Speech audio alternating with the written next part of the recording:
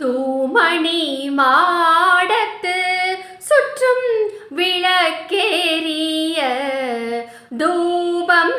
கமல துயிலனை மேல் கண்வளராய் மாமன் மகளே மணி கதவம் தாழ்த்திரவாய் மாமீர் அவளை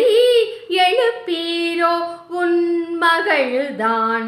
ஊமையோ அன்றி செவிடோ அனந்தலோ ஏம பெருந்துயில் மந்திரப்பட்டாளோ மா